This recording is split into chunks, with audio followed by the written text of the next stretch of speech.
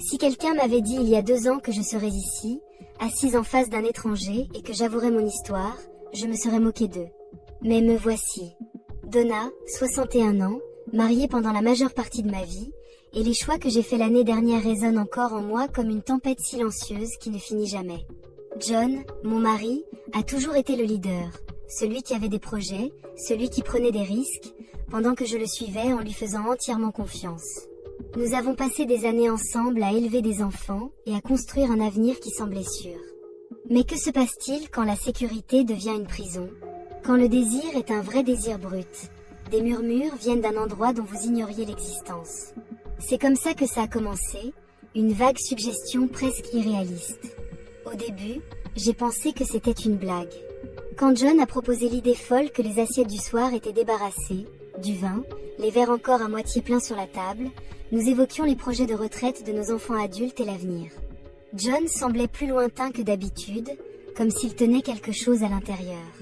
Je pensais que c'était juste une de ces phases naturelles d'un mariage, mais ensuite, il a soudainement dit d'une voix basse et conspiratrice. « Je veux que tu sois avec quelqu'un d'autre », dit-il, son regard fixe, inébranlable. C'était comme être aspergé d'eau froide. Au début, je n'étais pas sûre d'avoir bien entendu.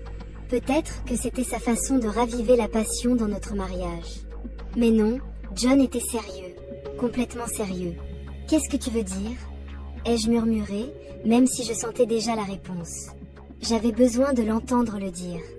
John s'est penché en arrière sur sa chaise, en sirotant son vin comme si c'était la chose la plus normale au monde. « Je veux te voir avec quelqu'un d'autre, quelqu'un de beaucoup plus jeune. » Une vague d'émotion s'est abattue sur moi, peur, confusion et autre chose.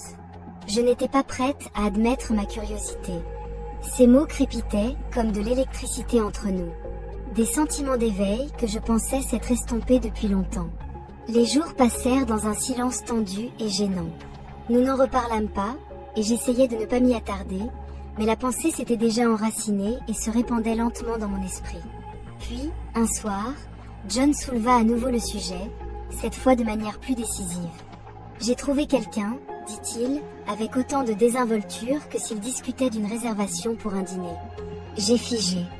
John a plié le journal dans ses mains, son expression calme. « Tu feras l'amour avec un couple composé de 2 jeunes hommes, Terrell et Jamal. Ils sont parfaits. » La pièce s'est inclinée, et j'ai senti le sol glisser sous mes pieds. « Tu ne plaisantes pas, n'est-ce pas ?» ai-je demandé, ma voix tremblante. « Non, ils savent tout et sont prêts à rire. » Un rire amer et inquiet qui masquait à peine ma panique grandissante. « Tu veux vraiment vivre avec ça ?» John a hoché la tête. « Fais-moi confiance, Donna, ce sera bien pour nous. » Je lui avais fait confiance toute ma vie, et maintenant, il me conduisait vers quelque chose que je ne pouvais pas comprendre. Mais avec la peur, une petite flamme de curiosité a vacillé en moi, l'idée d'être recherché par quelqu'un de plus jeune qui ne verrait pas une femme de 61 ans, mais quelque chose de plus. À la fois terrifié et intrigué, ce week-end-là, John nous a organisé une rencontre avec Terrell et Jamal dans un bar d'hôtel du centre-ville. C'était un endroit moderne et élégant, suffisamment éloigné de chez nous pour que nous ne les rencontrions pas tous ceux que nous connaissions. À notre arrivée, John était aussi calme et posé que jamais, alors que j'avais l'impression d'entrer dans une tempête. Mon cœur battait dans ma poitrine, et mes mains étaient moites de sueur. Je m'attendais à moitié à ce que les hommes ne montrent pas, que c'était peut-être tout juste un fantasme étrange que John avait imaginé. Mais ensuite, ils sont entrés, Terrell et Jamal, avec une énergie qui semblait remplir la pièce. Ils étaient jeunes, beaucoup plus jeunes que je ne l'avais imaginé. Terrell, grand et musclé, dégageait une intensité calme. Sa peau sombre brillait sous les lumières. Jamal, par contre, avait un comportement plus enjoué, son sourire facile et chaleureux, son regard scrutant la pièce jusqu'à ce qu'il atterrisse sur moi.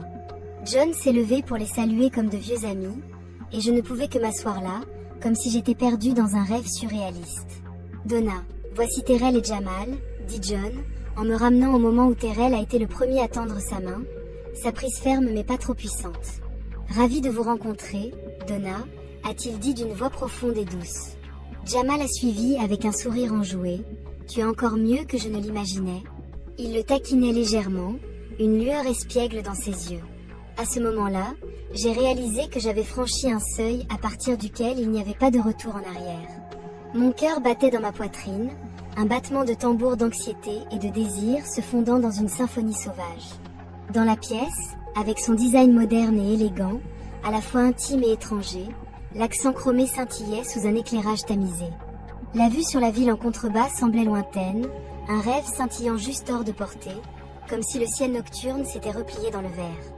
John s'attardait près du minibar, ses mouvements lents et délibérés alors qu'il versait des boissons, mais ses yeux ne la quittaient jamais. Il était comme un metteur en scène orchestrant une danse tacite, attendant que la première note se mette en place. Donna remuait ses mains, effleurant sa robe qui lui semblait soudain trop serrée et trop révélatrice. Mais avant qu'elle puisse s'attarder sur ses nerfs, Terrell et Jamal se rapprochèrent, en deux présences distinctes qui l'enracinèrent de différentes manières. Terrell se rapprocha en premier, avec la précision délibérée de quelqu'un qui savait exactement jusqu'où pousser sans franchir la ligne. Sa main chaude trouva la sienne, une touche à la fois familière et étrangère. Il n'y avait aucune urgence, seulement une assurance constante qui a dissipé une partie de l'anxiété qui s'enroulait en elle. « Tu as le contrôle, Donna », murmura-t-il à nouveau, son souffle se ployant contre son oreille. « Tout ce que tu veux sera fait. » Jamal se pencha de l'autre côté, un sourire malicieux tirant sur ses lèvres. Sa présence était plus légère, remplie d'énergie ludique qui dansait au cœur du moment. Tout comme ce soir, il murmurait, ses doigts effleurant sa taille avec une douceur taquine qui la faisait frissonner, sans pression. Donna se sentait prise dans leur attraction gravitationnelle, l'intensité tranquille de Terrell d'un côté, le magnétisme ludique de Jamal de l'autre. Les deux hommes étaient opposés, et pourtant ensemble, ils créaient une harmonie qui la laissait essouffler. John restait dans le coin, son verre tourbillonnant paresseusement dans sa main, regardant avec une expression à la fois patiente et impatiente. C'était un moment qu'ils attendaient tous. Elle déglutit difficilement, sentant sa gorge se serrer, son esprit rebondissant entre la peur, le doute et le désir. Qu'est-ce qu'elle faisait? Ce n'était pas celle qu'elle pensait être, et pourtant elle se tenait là, chancelante au bord de quelque chose. Le rire passionnant et terrifiant de Jamal brisa le silence doux et chaleureux, soulageant la tension qui s'accrochait à l'air. « Et pas la peine de trop réfléchir, » dit-il doucement. « Nous avons toute la nuit. » Ces mots étaient une encre, la sortant de ses pensées en spirale, le vin bourdonnant dans ses veines, relâchant ses inhibitions, et avec une douce expiration, elle décida d'arrêter de se plaindre. Peut-être juste pour cela, une fois, elle pourrait s'abandonner sans culpabilité. Peut-être qu'elle pourrait se permettre de ressentir à nouveau sans crainte des conséquences. La main de Terrell glissa jusqu'au bas de son dos, la guidant vers le canapé au centre de la pièce. Le cuir était frais contre sa peau alors qu'elle s'asseyait, la tension dans ses épaules se dissolvant lentement. Jamal la rejoignit, assis assez près pour que sa cuisse effleure la sienne, son sourire ne s'effaçant jamais. Ses doigts traçaient des cercles paresseux sur son bras, ludiques et délibérés. « Regarde », murmura Jamal, sa voix basse. Pas de précipitation, juste nous. Les lèvres de Donna se contractèrent en un sourire, la moindre lueur de soulagement étincelant dans sa poitrine. C'était étrange d'être ici, entre ces deux hommes, et pourtant de se sentir plus vue qu'elle ne l'avait fait depuis des années. Plus personne ne la regardait comme ça, pas avec pitié ou impatience, pas avec l'espoir qu'elle soit autre chose que ce qu'elle était à ce moment précis. Terrell s'assit à côté d'elle, sa solide présence l'ancrant encore plus. Son regard était constant et sans pression, comme s'il se contentait de la laisser trouver son chemin à son propre rythme. La façon dont sa main reposait légèrement sur son genou ressemblait plus à une promesse qu'à un dépotoir. Pour la première fois depuis des années, Donna s'autorisa à se détendre. La pièce semblait palpiter au rythme tranquille des respirations partagées, la tension passant lentement de l'anxiété à l'anticipation. Chaque regard, chaque effleurement de la peau portait un oni. Le doigt de Jamal effleurait son bras, en traçant la ligne de sa clavicule, son sourire s'adoucissant en quelque chose de presque tendre. Les mains de Terrell glissèrent jusqu'à sa taille, son contact stable et sûr, l'immobilisant comme le moment déplié. La voix de John dérivait de l'ombre. « Comment te sens-tu, Donna ?» Son ton était doux, mais ses mots avaient du poids, la ramenant au présent. Donna lui jeta un coup d'œil, puis vers les deux hommes assis à côté d'elle. Un petit rire tremblant lui échappa. Elle commença à hésiter pendant juste un instant. « Je pense que je vais bien. » Ce n'était pas une grande déclaration, ce n'était pas une révélation, mais c'était honnête, et pour l'instant, c'était suffisant. John se pencha plus près, ses yeux sombres brillant dans la faible lumière. C'est tout ce qui compte. Le sourire de Jamal s'élargit, et il lui serra la main de manière ludique. Il t'a dit ce qu'il avait dit? Sa voix était légère mais pleine de sens. Nous t'avons eu juste comme ça. Le poids de ses doutes commença à se soulever, morceau par morceau, comme des pétales tombant d'une fleur. Elle n'était pas tout à fait sûre de l'endroit où cette nuit l'amènerait, mais pour une fois, elle n'avait pas peur de découvrir. John était appuyé contre le cadre de la porte, les bras croisés, avec désinvolture. Son regard contenait l'intensité de quelqu'un qui avait vu plus qu'il n'était prêt à admettre. Ses yeux sombres étaient fixés, illisibles. Non pas sur elle, mais quelque part au-delà de la pièce, comme s'il contemplait les événements de la nuit à distance. L'air entre eux était chargé de questions inexprimées, de regrets et d'une étrange sorte de libération. Je me demandais fugitivement si l'homme que j'avais connu pendant des années était toujours le même, ou s'il s'était tranquillement transformé en quelqu'un que je ne reconnaissais pas. Un homme dont les désirs étaient plus profonds que je ne l'avais jamais imaginé. Je tirais les draps autour de moi, sentant le tissu rugueux contre ma peau, un rappel tactile de combien je m'étais éloignée de la vie. Je pensais comprendre l'odeur de l'eau de Cologne et la chaleur persistante dans les draps murmurés par Terrell et Jamal, deux inconnus dont la présence avait brisé la monotonie de mon mariage. Cela éveilla quelque chose en moi, une envie, un besoin qui me terrifiait dans son caractère inconnu. Bien sûr, si c'était l'autonomisation ou le piégeage. Je sentis le faible bourdonnement de la conversation de John avec Terrell dériver à travers la porte fissurée. Je n'entendais pas clairement les mots, mais leur rapport facile me déstabilisa. Comment John pouvait-il être si calme, si déphasé? La dissonance de son calme contre mon chaos intérieur me laissa un sentiment de dérive. Je redressai les draps, en tirant sur ma taille, et je regardais les motifs sourds sur le tapis, essayant de donner un sens à la personne que j'étais devenue en l'espace d'une seule nuit. Finalement, je supportais la fraîcheur du plancher de bois franc qui m'immobilisait. J'ai passé mes doigts dans mes cheveux, les lissant comme si cela pouvait effacer le caractère sauvage de ce qui s'était passé. Alors que je m'approchais de la porte, j'hésitai un instant en regardant John rire doucement de quelque chose que Terrell avait dit. Il avait l'air soulagé, plus léger, comme si un poids invisible s'était levé de ses épaules, laissant derrière lui une version de lui-même que je n'avais pas vue auparavant. Quand John m'a remarqué, il s'est retourné avec un doux sourire, sans prétention, un sourire qui semblait déplacé par rapport à ce que nous venions de vivre. Terrell a donné un signe de tête, les mains glissées avec désinvolture dans ses poches, comme si c'était le lendemain le plus naturel au monde. Jamal est sorti de la salle de bain en s'essuyant les mains sur son jean et m'a lancé un sourire espiègle. « J'espère que tu te sens bien », dit-il d'une voix légère, avec ce même charme espiègle de la veille. Sa confiance désinvolte ne m'a pas irritée à cause de ce qu'il a dit, mais parce que cela reflétait une vérité que je n'étais pas prête à admettre, qu'une partie de moi avait appréciée. J'ai réussi à sourire faiblement, même si dans une tempête, la confusion couvait. Mais l'angoisse et la curiosité des deux hommes échangèrent quelques mots suppléments avec John, puis se dirigèrent vers la porte. Jamal me fit un rapide câlin espiègle qui s'attarda juste un instant de plus que nécessaire, tandis que le regard de Terrell contenait quelque chose de plus profond, quelque chose d'inexprimé. Puis ils sont partis, nous laissant John et moi seuls dans le silence oppressant qui a suivi. Pendant un long moment, aucun de nous n'a parlé. John s'est appuyé contre le comptoir de la cuisine, faisant défiler son téléphone comme si ce qui s'était passé n'était rien de plus qu'une rencontre passagère, une case cochée sur sa liste. J'ai cherché sur son visage un signe qui trahirait ses émotions, mais son expression était d'un calme exaspérant. « Comment te sens-tu » a-t-il demandé, sa voix douce et inquisitrice. J'ai ouvert la bouche, puis je l'ai fermée, luttant pour donner forme au tourbillon en moi. Je ne sais pas, ai-je admis, ma voix à peine au-dessus d'un murmure. John a hoché la tête, comme si cette réponse lui suffisait. « C'est beaucoup, murmura-t-il. Je comprends. Mais l'a-t-il vraiment fait ? A-t-il compris le poids de ce que nous avions fait ? Parce que, debout là dans la froide lumière du matin, je n'étais même pas sûre de l'avoir compris moi-même. Alors que les heures se transformaient en jours, nous retournions aux routines de nos vies, faisant comme si rien n'avait changé. Mais tout avait changé. Il y avait un nouveau rythme entre nous, subtil mais indéniable. John semblait plus léger, plus attentif, plus à l'aise, comme s'il avait trouvé ce qu'il cherchait. Mais avec cette paix retrouvée, est venue une distance, un détachement calme qui m'a laissé me demander où nous en étions.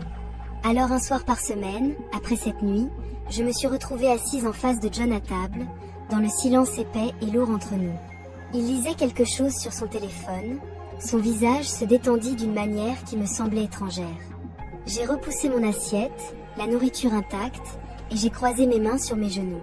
J'ai commencé à parler, hésitante sur ce qui s'était vraiment passé cette nuit-là. Il a levé les yeux, son expression pensive mais illisible. Que veux-tu dire ? J'ai pris une profonde inspiration, essayant de calmer le tremblement dans ma voix. C'était juste à propos de l'expérience, ou était-ce quelque chose de plus ? John a posé son téléphone en se penchant en arrière sur sa chaise. C'était à propos de la liberté, dit-il doucement. Liberté des attentes face au poids de ce que nous pensions que notre mariage était censé être. Ces mots m'ont frappé comme un coup de poing dans le ventre. J'ai alors réalisé que pour John, cette nuit avait été une libération, une échappatoire aux attentes étouffantes que nous avions placées les unes sur les autres.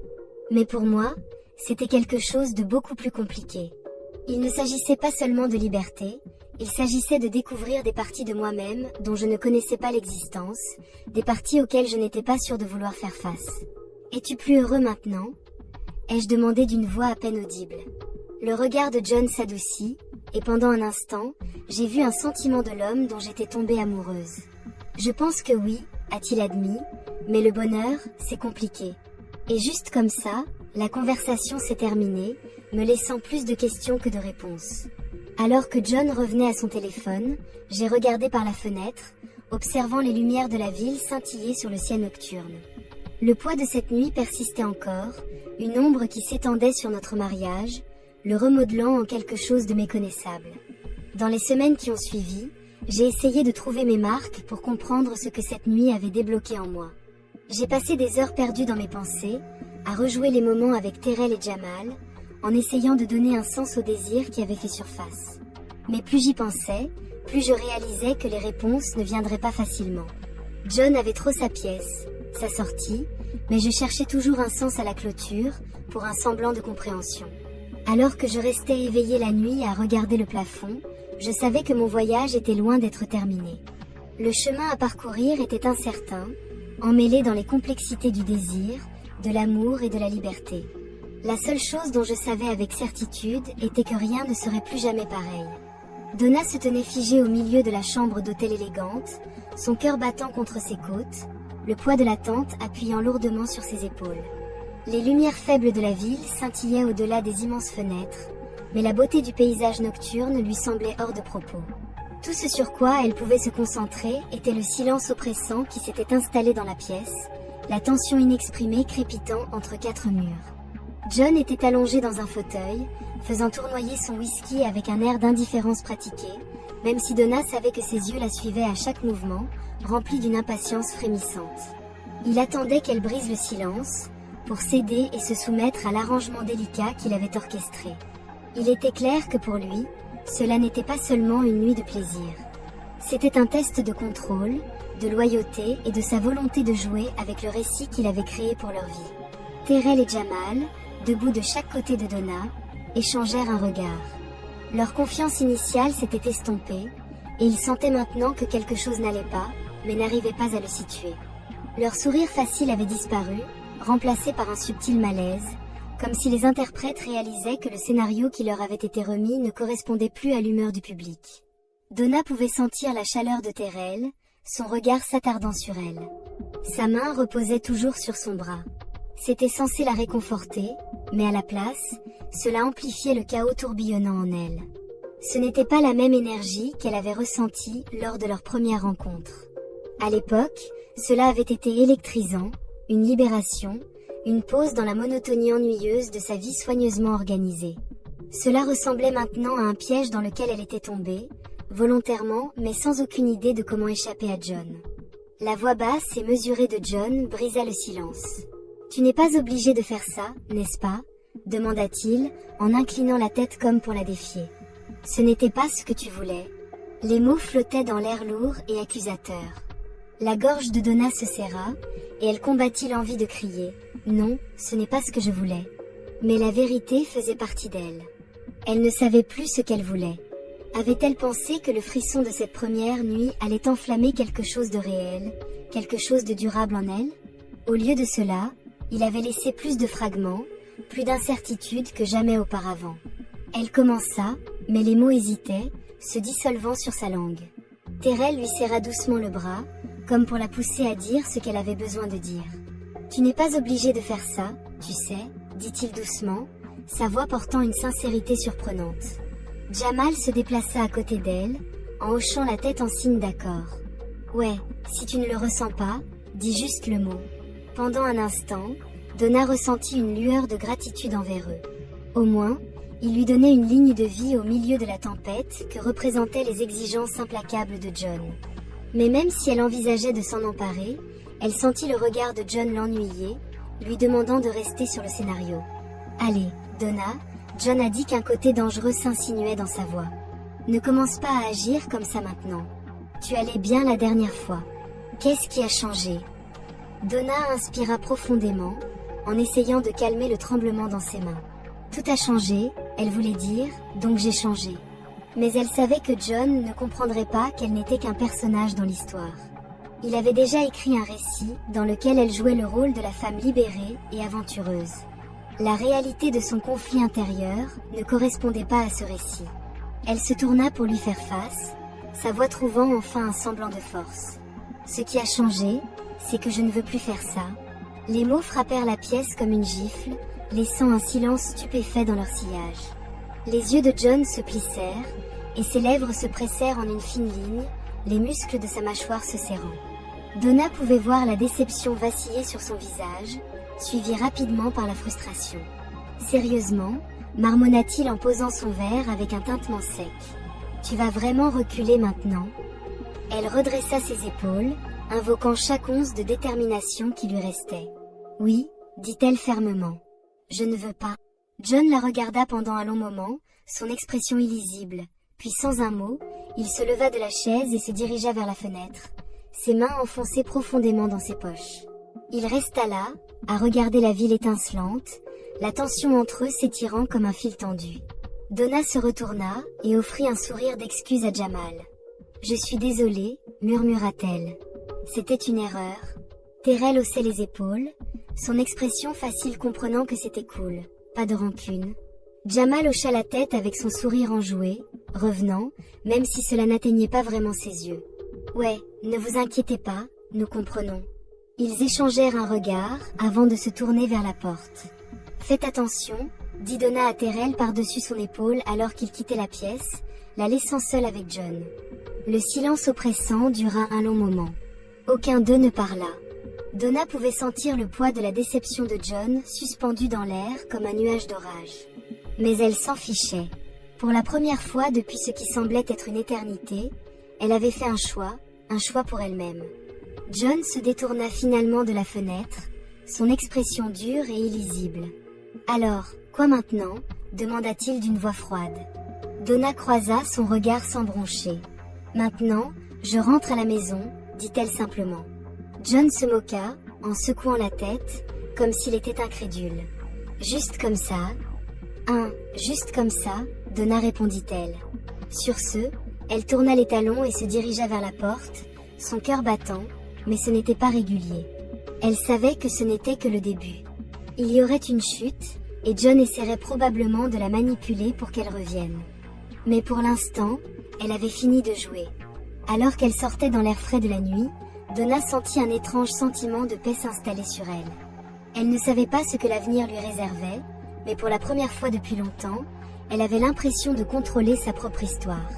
Et réalisant que c'était le seul frisson dont elle avait besoin, Donna regarda la porte longtemps après que John l'ait claquée, le son résonnant toujours dans son esprit.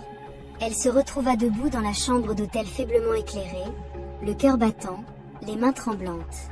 L'air était dense, suffocant, comme si les murs s'étaient refermés sur elle. Une partie d'elle s'accrochait toujours à l'espoir que John reviendrait, s'excuserait ou dirait quelque chose qui effacerait la laideur du moment. Mais le silence qui suivit ravala toute attente persistante. Tyrell se déplaça à côté d'elle, en s'éclaircissant la gorge maladroitement. « Écoute, Donna, Tu n'as pas besoin de nous expliquer quoi que ce soit. C'est bon. Jamal fit un petit signe d'approbation. Sérieusement, on comprend. Tu ne dois rien à personne. Donna força un petit sourire. Merci, murmura-t-elle, mais les mots semblaient creux. C'étaient les bonnes choses à dire, mais elles ne l'ont pas fait se sentir moins fragmentée à l'intérieur. Les deux hommes échangèrent un autre regard, sentant que leur présence n'était plus nécessaire. Si vous avez besoin de quelque chose, vous avez notre numéro, ajouta gentiment Terrell avant qu'ils ne se dirigent tous les deux vers la porte. Une fois qu'ils furent partis, Donna se laissa tomber sur le bord du lit, expirant un souffle qu'elle n'avait pas réalisé qu'elle retenait. Elle se tenait seule enfin, et laissa le poids de tout s'abattre sur elle. Les larmes qu'elle avait retenues tout au long de la confrontation avec John glissèrent finalement le long de ses joues. Elle pressa les talons de ses mains contre ses yeux, prête à s'arrêter, mais cela ne servait à rien. Elle ne pleurait pas seulement pour ce qui s'était passé ce soir-là. Elle pleurait tout ce qui avait conduit à ce point. Les années passées à essayer de garder John heureux, en s'adaptant au moule de ce qu'il voulait, avaient eu des conséquences néfastes qu'elle n'avait pas remarquées jusqu'à ce qu'il soit trop tard. Elle pensait à la fréquence à laquelle elle s'était compromise, excusait sa colère, justifiait son impatience, parce qu'elle s'était convaincue que cela faisait partie d'aimer quelqu'un. Mais debout dans cette pièce, ce soir-là, elle avait réalisé l'horrible vérité. L'amour n'était jamais censé se sentir aussi étouffant. Le lendemain matin, le soleil d'hiver projetait une lumière pâle à travers la fenêtre, se reflétant sur la rue enneigée en dessous. Donna enroula son manteau plus serré autour d'elle alors qu'elle quittait l'hôtel. Les cheveux froids lui mordaient le visage alors qu'elle approchait de l'appartement qu'elle partageait avec John. Ses pas devenaient plus lourds. Elle savait qu'il attendrait, et elle savait au fond d'elle qu'aujourd'hui marquerait le début ou la fin de tout. John était assis à la table à manger quand elle entra, la mâchoire serrée. La tension dans son corps était palpable. Il ne la regarda pas immédiatement, ses doigts tapotant avec impatience sur le grain du bois. Quand il rencontra enfin son regard, son expression était glaciale. « Assieds-toi », ordonna-t-il d'une voix plate et dénuée de chaleur. Donna s'assit lentement, son cœur battant dans sa poitrine. John se pencha en avant, ses mains fermement jointes sur la table. « Réalises-tu même ce que tu as fait la nuit dernière ?» commença-t-il, sa voix basse mais débordante de fureur contrôlée. « Tu m'as humiliée, Donna, devant eux ?» « Je ne voulais pas dire ça, » dit doucement Donna, en baissant les yeux sur ses mains. « Je ne pouvais pas le faire, John. Ça ne me semblait pas bien. Je ne me sentais pas bien. » John, répéta d'un ton moqueur, un rire amer s'échappant de ses lèvres. « Tu as promis. Nous étions dans le même bateau. Tu ne peux pas reculer juste parce que tu te sens soudainement mal. » Donna sentit son pouls accélérer, la frustration bouillonnant à la surface. « Je pensais que je pouvais aller jusqu'au bout, mais quand le moment est venu, j'ai réalisé que je ne pouvais pas. Je n'étais pas prête. » Le visage de John se tordit d'incrédulité. « Est-ce que tu te soucies même de la façon dont cela m'a fait ressembler à ce que je ressentais, en sachant que tu me laissais tomber devant eux ? » « Je ne suis pas responsable de ce que tu ressens, John, » rétorqua Donna, les mots s'échappant avant qu'elle puisse s'en empêcher. « Tu m'as poussée dans quelque chose pour lequel je n'étais pas prête, et maintenant tu me blâmes parce que j'ai dit non. » John frappa son poing sur la table, la faisant tressaillir. « Tu es égoïste, Donna, » cracha-t-il. « Après tout ce que j'ai fait pour toi, c'est comme ça que tu me récompenses ? » En m'embarrassant. Le cœur de Donna avait mal, mais la colère avait éclaté en elle. Elle était fatiguée de la manipulation, fatiguée de porter la responsabilité de choses qui n'étaient pas de sa faute. « Ce n'est pas à propos de toi, John, et ce n'est pas à propos de moi, ce que tu as fait pour moi. C'est à propos de toi.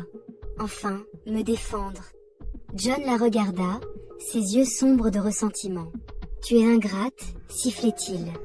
Ingérable et pathétique. Quelque chose à l'intérieur de Donna changea. Ce n'était pas de la colère ou de la tristesse, c'était une clarté, une compréhension profonde. Que les choses entre eux étaient brisées, irréparables. « J'ai fini », murmura-t-elle d'une voix ferme. John figea, son expression vacillante d'incrédulité. « Que veux-tu dire ? Tu as fini de… » demanda-t-il. « Je veux dire, je ne peux plus faire ça », répondit Donna d'une voix inébranlable. Je ne peux pas continuer à prétendre que tout va bien, alors que ce n'est pas le cas. Je ne peux pas continuer à perdre des morceaux de moi-même juste pour maintenir ce mariage en vie. Même un instant, John semblait perdu. Il ouvrit la bouche comme pour discuter, mais aucun mot ne vint. Il se leva brusquement de la table, sa chaise raclant bruyamment le sol. Sans un autre mot, il sortit en trombe de la pièce, claquant la porte derrière lui. Les semaines suivantes furent floues. Donna resta avec un vieil ami, essayant de trier les décombres de sa vie. Je n'appelle pas, je n'envoie pas de SMS. Étrangement, elle n'a pas ressenti le sentiment de perte auquel elle s'était attendue. Il y a eu des moments de tristesse, bien sûr, des moments où elle a regretté la version de John dont elle était tombée amoureuse, mais ces moments étaient éphémères, remplacés par un sentiment grandissant de soulagement. Elle commença à suivre une thérapie pour éliminer les couches de souffrance et de ressentiment qui s'étaient accumulées au fil des années. Elle renoua avec des amis avec lesquels elle avait perdu contact, commença à tenir un journal, et s'inscrivit même à un cours de poterie, quelque chose qu'elle avait toujours voulu faire mais qu'elle n'avait jamais fait. Elle trouva le temps, car c'est au cours d'un de ces après-midi tranquilles, ses mains couvertes d'argile, que Donna réalisa quelque chose de profond. Elle n'était pas brisée, elle guérissait. Même si le processus était douloureux, il était aussi beau. Pour la première fois depuis des années, elle se sentait libre, de découvrir qui elle était au-delà du rôle qu'elle avait joué, épouse, partenaire, gardienne. Libre de commettre des erreurs et de grandir à partir d'elles. Il y avait encore des questions sans réponse, des incertitudes sur ce que l'avenir lui réserverait. Mais Donna n'avait plus peur de l'inconnu. Elle l'embrassa, sachant que quoi que ce soit qui l'attendait, elle y ferait face selon ses propres conditions, et peut-être que c'était suffisant.